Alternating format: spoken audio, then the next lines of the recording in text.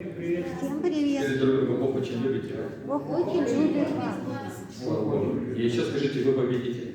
Вы победители. Слава Богу. Давайте еще раз помолимся, попросим, чтобы Бог говорил нам. Чтобы Дух Святой здесь царствовал, чтобы были открыты наши сердца, чтобы Бог нашел благодатную почву в наших сердцах и посеял семена, и чтобы семена пустили глубокие корни и принесли нам, для нас, для Царства Божия, плод вторичный. Великий Бог, Царь Царей, Отец, мы собрались здесь во имя Твое. Мы пришли сюда не просто так провести время, так просто, а для того, чтобы встретиться с Тобой, для того, чтобы получить от Тебя Слово, живое и действенное. Чтобы Твое Слово, оно просто изменило нас сегодня. Мы ждем этого Слова, ждем Слова Рема, Господь. Ждем, Господь, откровения от Тебя, Отец. Дух Святой, работай, действуй, Господь, сейчас здесь. Господи, и просим Тебя, вот наши сердца, Господь, и Твое Слово, пускай оно упадет в благодатную почву, Господь, и пусть глубокие корни принесет вторичный плод для Царства Твоего и, конечно же, для нашей жизни, для нашей измененной жизни во Христе Иисусе. Чтобы мы могли Тебе служить, Господь, с чистой совестью, Господь, и приносить достойные плоды. Любим Тебя, благодарим, молимся во имя Иисуса Христа. Аминь. Слава Богу, братья и сестры. Мы сегодня будем говорить, проповедь называется «Ветер перемен». Вот такая проповедь. Интересно, что Бог начал продолжать мою прошлую проповедь.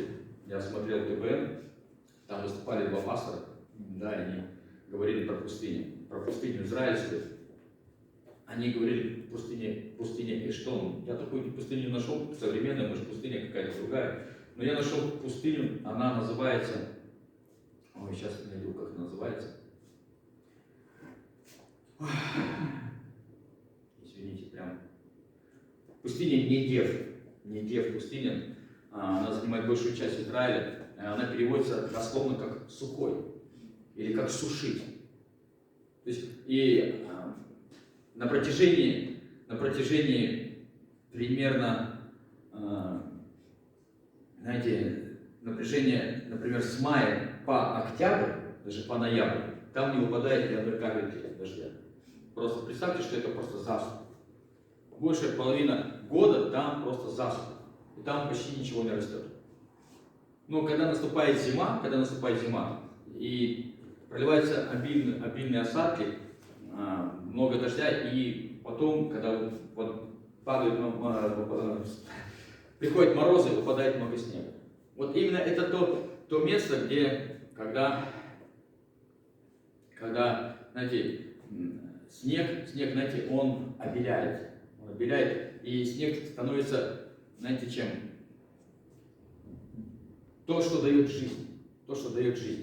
Потому что на протяжении всего засушливого сезона, вот весна, лето и осень, когда стоит там жара, потому что это пустыня, днем там, кстати, до плюс 50, а ночью в некоторых местах опускается температура до минус 30 в определенные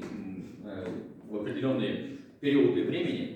Вот, в определенных местах. Ну, не везде, конечно, но есть такие места, где до минус 30 ночи, представляете? Да, и в этой пустыне ничего не растет. И вот в это время, когда там ничего не растет, нет ничего живого, ученые говорят, откуда появляется там много растительности. Потому что весной, когда тает снег, просто пустыня, она расцветает. Там такое разнообразие различных цветов. Там такое благоухание, там такая жизнь, там бабочки летают, там птицы летают, там, знаете, там жизнь просыпается. Но до этого, там голая степь, просто голый камень. Нету ни семян, ничего. Откуда? Ученые заинтересовались этим, и они нашли ответ. В течение засушливого сезона ветер приносит туда семена. И проповедь называется «Ветер перемен». Ветер перемен. Давайте откроем Матфея 7 глава.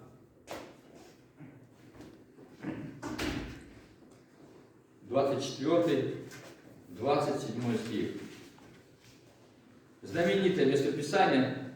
Иисус только закончил нагорную проповедь. Мы много раз обращались к этому местописанию. Вы, наверное, уже знаете это местописание наизусть, эту притчу.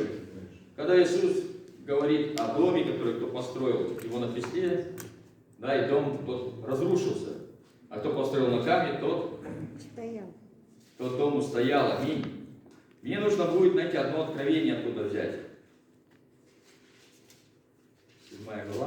24 стиха прочитаем. Давайте все вместе. Итак, всякого, кто слушает слова мои, сии, давайте все вместе. Всякого, кто слушает слова мои сии и исполняет их, уподоблю мужу благоразумному, который построил дом свой на камне. И пошел дождь, и разлились реки, и подули ветры. Вот это я беру сейчас за основу. Я хочу здесь акцентировать. И подули ветры. Какие? Тут не написано, да? Но там написано противный ветер, да? И устремились на дом тот. И он упал, потому что основан был на камне. И он не упал, да? Не упал, да? Дальше. А всякий, кто слушает все слова мои и не исполняет их, уподобится человеку безрассудному, который построил дом свой где? На песке. И пошел дождь, и разлились реки, и подули ветры, и налегли на дом тот, и он упал, и было падение его великое. И вот я оттуда взял ветры, подули ветры. Ветры в Библии всегда олицетворяют или символизируют перемены. Всегда. Смотрите, помните, когда Израиль уходил из Египта? Помните, когда море раздвинулось перед Израилем, что подуло? Ветер. Бог нагнал восточный ветер. Да, и ветер раздвинул море, и Израиль получил спасение. То есть, смотрите, ветер, он дает перемены. Смотрите, в духовном смысле, ветер это когда, знаете, что-то происходит в твоей жизни такое страшное, или наоборот, такое необычное, или такое замечательное, что твое мышление начинает меняться. И ты начинаешь мыслить по-другому, что-то переформатируется в твоей голове. Знаете, бывают какие-то события, трагические какие-то, может, какие-то ситуации происходят, какие-то просто, или наоборот, какая-то радость пришла, может, вы добились какого-то успеха, может, вы перешли на новый уровень жизни. Знаете, и пришло новое веяние ветра. Знаете, бывают новые веяния учения. Знаете, и вы услышали какой-то ветер учения, и вы загорелись, и вы пошли, и этот ветер учения может вас унести куда? В какую-нибудь пустыню, да, где вы можете погибнуть. Но может ли, если этот ветер основан, если ваш дом основан на камне, да, то ветер вас не сможет унести. Понимаете? То есть наше учение это Иисус. То есть никакие ветры учения, которые не от Иисуса, да, они не должны просто, да, вас с места сдвинуть. То есть мы должны пустить корни, мы должны построить свой дом где? На камне. Хорошо. Я хочу вам задать вопрос. Когда в твою жизнь приходят перемены, например, меняется начальство, или, например, в твоей жизни произошло какое-то событие просто, знаете, ты долго-долго молился, а Бог тебе не отвечал, а потом, и может до сих пор он не отвечает, что в твоей жизни происходит? Знаете, ветер противный дует. То есть, знаете, есть ветер, который попутный, знаете, когда Бог благословляет, а есть противный, ты сколько не молишься, ну ничего не происходит. Вот в этот период, что в твоей жизни происходит? Чем ты руководствуешься в своей жизни? Ты остаешься в заповедях Божьих, ты стоишь на камне, или все-таки ты послушаешь, как поступает этот мир, и этот ветер тебя унесет? Я хочу тебе задать вопрос. Чем ты руководствуешься? Может, ты поступаешь как люди этого мира, может, ты поступаешь как, знаете, как твой сосед, может, как твой лучший друг, который не верит в Господа. Может, ты смотришь на своих родителей и берешь у них их опыт жизни и поступаешь, как они делают. Куда ты обращаешь свой взор? Потому что то, какими принципами ты сейчас пользуешься, то ты будешь сеять свою жизнь. Поймите, бывает, смотрите, засушливые времена, бывают очень сухие времена. Знаете, и в эти времена Господь сеет, знаете что? Семя. Семя. Семя – ваше духовное семя. Семя в вашу жизнь. Знаете, есть семена, в послании по Коринфянам апостол Павел говорит, есть, знаете, тело небесное, да, есть тело земное. Понимаете? Есть тело духовное, есть тело физическое. Вот знаете, вот тело, вот семя, которое, вот духовное. Вот знаете, если мы сеем в тело духовное, то оно и родится какое? А если мы будем поступать по плоти, слушайте, Если вот как этот мир, то значит что родится? Понимаете? Вот то, что ты будешь практиковать в этот трудный период, вот в это время, каким ветром учения ты, как сказать, ветром унесен будешь, понимаете? То и будет происходить в твоей жизни. Но, и поэтому нам нужно, смотрите, укорениться в Слове Божьем. Нам нужно укорениться в Слове Божьем, чтобы никакой ветер вас не смог сдвинуть с места, чтобы вы должны стоять, ваш дом должен стоять на камне, на Иисусе Христе. Ну, давайте еще откроем Иеремия 17 глава. Иеремия 17 глава.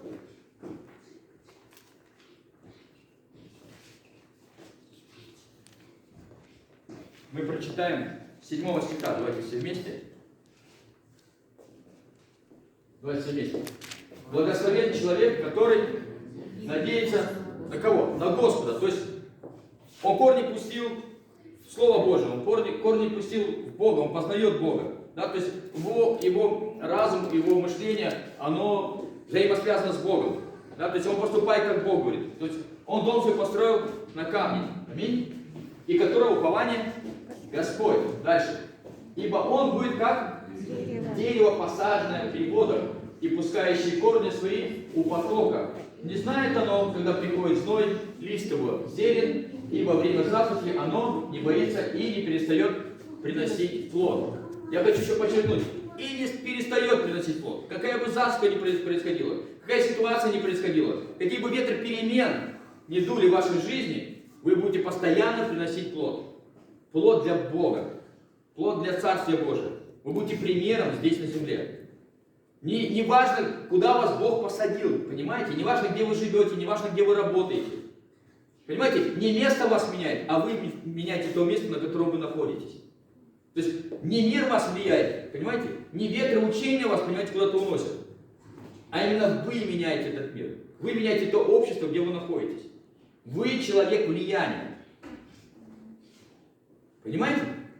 Дерево, смотрите, мне просто вспоминается, один пастор говорил, знаете, на утесе, когда много ветров, знаете, там деревья какие растут. Знаете, они действительно, они невысокие. Вот в лесу, там потому что их много, они вырастают высокие, потому что они тянутся к свету. Да, и они бывают такие толстые, да, они потому что им ничего не мешает расти. Бывает, что бурелом проходит, бывает такое, да, но в основном они растут и достигают вышины большой. А представьте, что это дерево растет где-то на горе. Я хочу, чтобы у тебя получили откровение. Гора это символизирует что? Это приближение с Богом. Приближение с Богом. И чем ближе вы к Богу, тем больше, тем противнее ветер против вас. Понимаете, о чем идет речь? Чем ближе вы к Богу, тем больше дьявол будет пускать против вас всякие козни. Создавать такие ситуации, которые просто могут сломить вас. Вот, и представьте, на самой вышине, вот знаете, вот там где камни, там где мало земли, есть деревья, знаете, они невысокого роста. Они невысокого роста. Знаете, они крючковатые.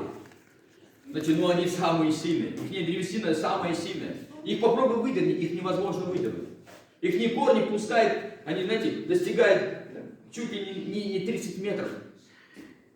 Чуть ли не 30 метров они находят влагу туда вовнутрь.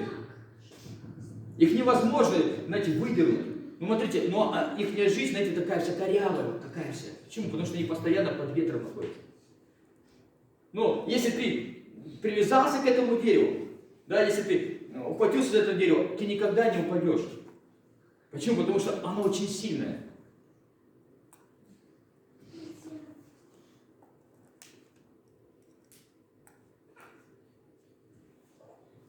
Помните первый псалом? Там тоже говорится про дерево, которое посажено при потоках вод. Да, оно тоже пускает корни. А дальше там говорят, знаете про что? Давайте откроем. Там говорится про нечестивых. Псалом номер 1.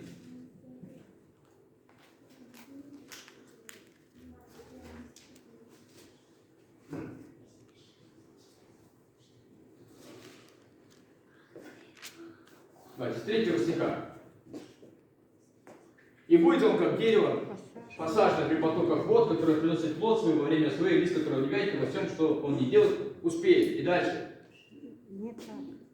Не так, нечестивые. То есть, да, это те люди, которые не пустили корень в Господа. То есть люди, которые постоянно ветром учения, да, вот, всегда вот они, знаете, из места в место перелетают, и работы постоянной у них нету, места жительства постоянного нету, понимаете? Вот постоянно где-то вот они, вот нет у них плода никакого в своей жизни.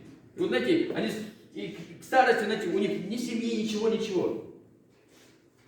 Знаете, не так нечестивые, но они как прах, возметаемый ветром. Понимаете, прах. То есть, если корня нету, то они как прах. Прах — это пыль. Дальше. Потому что не устоят нечестивые на суде и грешники в собрании праведных. Они как прах. Знаете, один пастор говорил, видели в пустыне перекати поле? Вот у них нет корня. Это тоже растение. Оно тоже растет. Знаете, ну куда ветер дунул, туда оно и... Туда и полетело. И говорит, там на полях обычно, где-нибудь в Средней Азии, там есть арыки такие. Ну там, где вода, вот они, чтобы орошать поля. Знаете, и иногда заглянешь туда в арык, и там оно полное через верх. Перекати поле. Знаете, вот жизнь таких людей, они, знаете, где заканчивают. Поэтому, знаете, вот и человек пьет алкоголь, там наркоманит, и, знаете, и умер где? Под забором где-нибудь. И еще где-нибудь, и кто-то его убил там или еще что-то, понимаете? Где они оказываются впоследствии? Они когда принесли какой-то плод? Нет.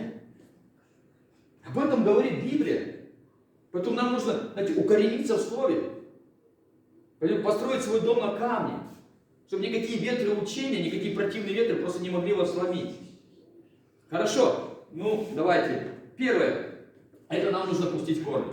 Аминь. Второе. Нам нужно, когда вот такие времена приходят, когда противный ветер, когда трудно, когда тяжело, нам нужно научиться сеять.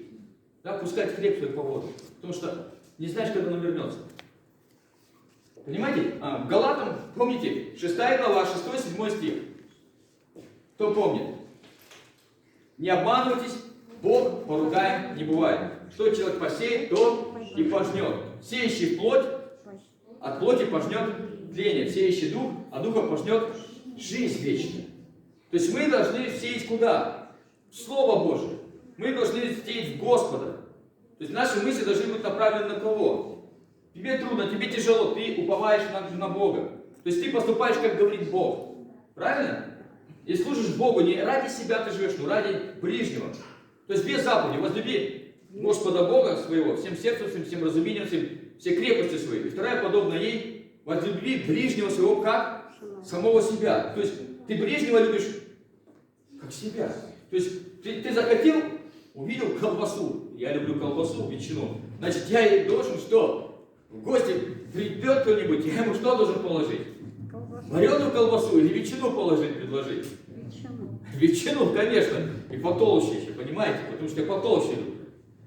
Мама знает? Вот, понимаете? А мне иногда кажется, нет, не хочу я давать этого, потому что, ну, еще денег не останется. Да, дорого же стоит. Хотя, знаете, сейчас мне другое понимание, конечно. Но поначалу у меня было такое сердце, понимаете? Поначалу. Но я что знаю? Я когда начинаю делиться, то, что у меня есть, я начинаю любить человека как самого себя. Не жалеть вещей, не жалеть каких-то продуктов питания, не жалеть денег, служить кому-то. Знаете, и Бог начинает благословлять и возвращать еще. 30, 60 и 100 раз. 30, 60 и 100 раз. Я не заворачиваюсь, понимаете? Потому что Бог благословляет меня во всех сферах жизни. И материально, и духовно. Поэтому давайте испытаем Бога. Бог говорит, испытайте меня. Начните Ему служить, начните сеять. Потому что вот в эти времена, вот эти сухие, когда вот ветер противный против, когда не попутный, когда Бог вас благословляет, а когда вам трудно, тяжело, начните благословлять кого-то. Начните кому-то служить. Начните за кого-то молиться. И вы увидите, какое сверхъестественное действие, как вы увидите, какая слава Божия придет в вашу жизнь. Испытайте Бога. Я сейчас хочу привести пример. Я никого сейчас не хочу обличить, я никого сейчас не хочу, знаете, унизить, оскорбить. Нет. У нас в церкви есть парень, Валера. Он сейчас в больнице лежит. У него саркома. Мы взяли пост недели, молились ребята. Знаете, на самом деле саркома должна была его уже давно скушать. Просто там опухоль, она растет просто в диаметрической прогрессии. Там, очень она большая уже стала. Знаете, и шансов, чтобы он выжил, вообще нет, честно вам скажу. Знаете, Бог говорит, если можешь хоть сколько-нибудь веровать, все возможно верующим. Знаете, и мы молимся. И знаете, вчера он присылает мне и говорит, моя опухоль начинает спадать. И знаете, он мне пишет такое еще, вот если меня выпишут, я вернусь, я к миру не пойду. Почему? Говорит, да потому что, говорит, у него места нет, я вернусь на второй Биробиджан. Знаете, и я вот в этих словах, знаете, не нашел, знаете, что, не какое-то, знаете, сожаление, я нашел в этом, знаете, оптимизм. Потому что он начал жить. Потому что до этого, день за день он писал, знаете, у него руки упали. К нему пришел тупик. Говорит, все плохо. Я падаю в обмороки, меня начинает бить, судороги начали сводить тогда. Под капельницу положили, там его откачивали. Говорит, а на второй день мы начали молиться, встали на колени, с мамой взяли за руки, Женя Сун, церковь Благодать, там тоже молятся, слава Богу. Дамир тоже с Женей Суном поговорил. Да, мы тоже. Понимаете? И пришло благословение. Смотрите, вот в это самое тяжелое время, когда твой брат, когда твоя сестра, они страдают, что нужно сделать? Помочь им. Ты не можешь помочь материально, ты можешь помочь как? Встань на колени, помолись, помни в молитве просто о нем. И Бог увидит это. В Писании сказано, если двое или трое согласятся о чем-то просить его самого небесного, то будут по слову его. Представьте, сколько нас. Это какая силища? Как вы думаете, Бог слышит? Слышит, конечно. Если Бог его заберет, это воля Божия. Но смотрите, что Он хочет в это время, когда приходит эта болезнь у этого человека. Он смотрит, Он что делает? Он смотрит в ваши сердца. Он хочет посмотреть, насколько ты верен, насколько ты исполнителен. Что может тебе доверить? Как тебя можно использовать? Насколько открыто твое сердце? Насколько ты еще уже изменен? Знаете, потому что когда вы начинаете служить, знаете, вы начинаете побеждать в себе разные вещи. Твердыни прям. Эгоизм свой. Знаете, вы начинаете ставить на первое место приоритет не себя, не свое я, а уже, знаете, тратить время на кого-то. Вы можете этого человека даже не знать абсолютно. Но вы проявили к нему любовь, сострадание. И Бог это увидел.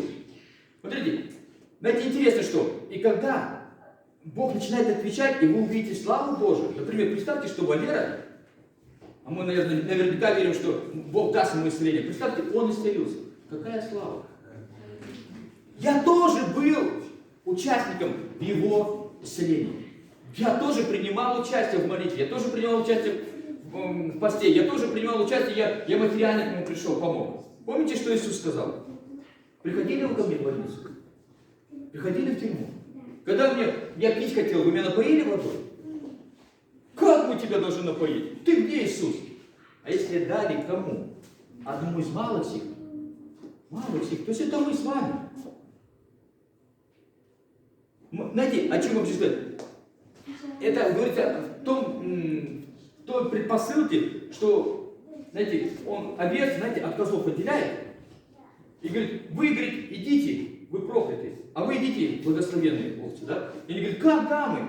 Знаете, вот тут понимание такое, что они это делали, и они это делали не потому, что их заставляли, они это просто делали осознанно. Просто это их жизнь. Они спрашивают, что это мы, когда мы успели у тебя накормить, напоить? Знаете, они это делали не потому, что им сказали, а потому, что это у них в сердце было.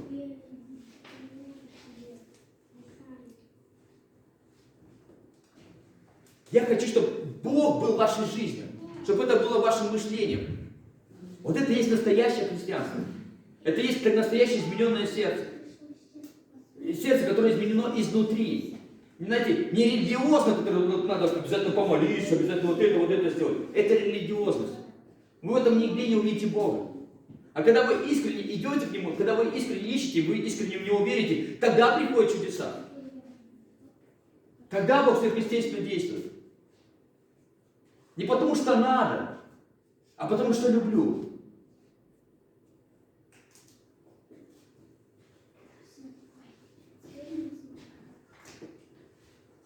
Я очень рад за вас, за каждого.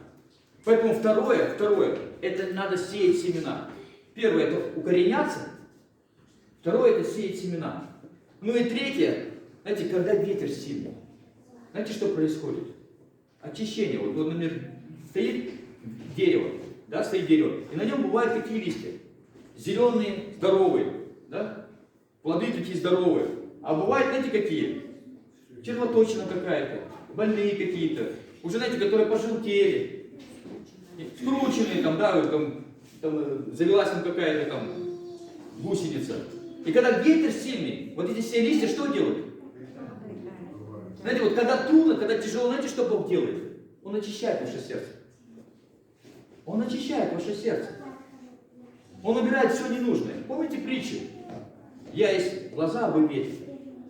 Всякую ветвь, приносящий плод, что делает Бог? Очищает, чтобы приносила больше плода. А всякая, которая не приносит плод, срезает. Вот знаете, вот, мы должны вот тем деревом, которое приносит плод во всякое время. То есть, понимаете, о чем идет речь? Очищайте свое сердце. Очищайте от чего? От гордости от своей. С гордостью постоянно мы с ней боремся. Очищайте свое сердце от жадности. Знаете, например, от зависти. То, что у него есть, а у меня нету. Ему Бог использует, у меня нет. Это Богу угодно. Ты просто служи. В свое время, кто придет, Бог тебя поднимет. Если тебе чего-то не хватает, достигай этого. Иди, живи по заповедям Божьим. Учись пользоваться деньгами. Понимаете, о чем я говорю? Работай своими руками. Это все написано в заповедях Божьих. Потому что Бог не волшебник, Он творец. И мы дети Его. И мы не волшебством занимаемся, не колдовством. А мы что делаем? Мы тоже делаем, созидаем. Мы тоже, понимаете, творим. Да, иногда Бог приходит и сверхъестественно дает тебе что-то. Это чудо. Но Он дает это и проявляет это чудо кому? Тот, кто верен Ему. Тот, кто искренне идет за Ним. Когда человек уже сам не может, он все, остановился, просто невозможно. Невозможно человеку, но не Богу. Богу все возможно. Поэтому мы просто здесь, по вере, делаем то, что Он нам говорит. А сверхъестественно, дальше кто работает? Бог. Когда чудо приходит? Тогда, когда мы верим и остаемся верными заповедям, верными служению. Понимаете, о чем я говорю? Речь идет о том, что вот если ты взялся за служение, да, ты его не оставляешь, ты продолжаешь служить в нем. Какие бы ветры ни приходили, знаете, кто бы вам ни говорил, да что ты хочешь, да ладно ты что, перестань, да у тебя и так времени нет, да там приди и будь верен Богу до конца. Ты принял решение прийти полы помыть, приди помой. Там убери все вот эти вот, что тебе мешает, просто приди помой. У нас нужно, служение есть. А сейчас, да, вот с этим коронавирусом, вот, мама там одна сейчас с термометром, там надо записывать и все вот на этих ходить. Вот нам, маме нужен помощник. Ну, нужно прийти будет, знаете, во сколько? Пораньше. Часа, наверное, знаете, с 2:30 где-то. 2 с 2:30. Знаете, чтобы мама мерит, а кто-то записывал, понимаете, чтобы она не бегала за всеми. Возьмите, кто-то, у кого есть, Бог сейчас положил, придите пораньше. Потому что там надо и померить, и записать, там еще что-то там. Нам нужно, ребята, церковь уже растет, церковь уже большая. Знаете, кто такие ашеры? Ашеры это те, кто смотрит за порядком. Те, кто встречает народ Божий, братьев и сестер на входе. Они улыбаются, они благословляют, они встречают их. Кто поднимает настроение. Вот ашерское служение у нас нету. Изначально было когда-то, давным-давно. Да мир улыбается. Я перестал бороться, потому что я говорю, почему нету? Он приходит за 5 минут до начала. Это неправильно. Я хочу, чтобы вы проявили верность.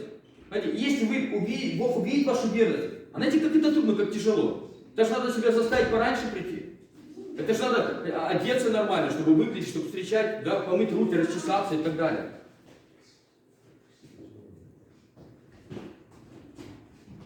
Надо какую-то смелость иметь, потому что ты, если видишь, что там, да, кто-то себя неправильно ведет, или зашел пьяный человек, надо как-то найти с мудростью его выпроводить.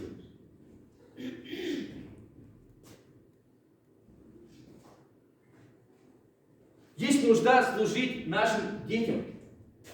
Я молюсь за служителей, за детского служителя. Я молюсь за служителей, за подростковое служение, потому что я его веду. Но я хочу, чтобы у нас появился человек, который вел бы подростков. У нас есть подростковое служение, и ребята с интересом ходят. Служений много. Давайте реализовывать.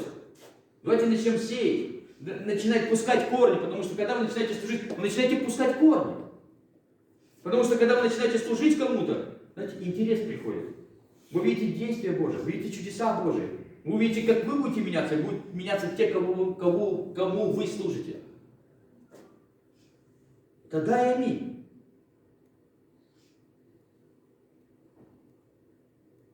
Я призываю вас просто, знаете, не сидеть просто вот так вот. Знаете, чтобы не воскресными были верующими. Потому что постоянно против вас ветры будут противные. Постоянно дьявол будет говорить вам, не сможешь, не получится, ты не способен, и так далее, и так далее. Возьми на себя обязанность, возьми на себя ответственность. Если Бог тебя призывает, проблема в чем? Проблема не во мне, проблема, знаете, в чем? В каком? Подойди и скажи, пастор, я хочу там, пожалуйста, аллилуйя, попробуй. Скажи, пастор, я здесь себя вижу, пожалуйста, аллилуйя, не получится, ну, пойди в другое место. Или приложи старания, начинай корни пускать туда, что-то, меняй в себе что-то такое. Я 100% уверен, Бог вас будет благословлять. Потому что если Бог вкладывает желание и хотение по своему благоволению, понимаете, Бог дает видение. Он посылает свои мысли. И Он, знаете, реализовывает это через ваши дела. Мы здесь Его инструмент. Понимаете? Мы Его руки, ноги. Мы члены, понимаете? Тело Христово. И мы должны дополнять друг друга. Поэтому не может, знаете, и глаз, да, и сразу и рот, и рука, и нога, знаете, быть одним телом. Ну, не может пастор все прям служение обхватить. Ну, просто невозможно этого. Вас много. Давайте начнем что-то делать. Начал с ветров учения, а пришел вот к чему. Немножко проповедь ушла в другую сторону. Я просто не знаю, я просто вас действительно хочу призвать к этому, потому что вы победители. Потому что Бог пришел ваш, вы меняетесь. Бог растит вас. Я вижу, как в вашей жизни меняется. Я вижу чудеса, которые происходят в вашей жизни. Если чудеса происходят, значит с вами Бог. Значит вы истинно спасенные.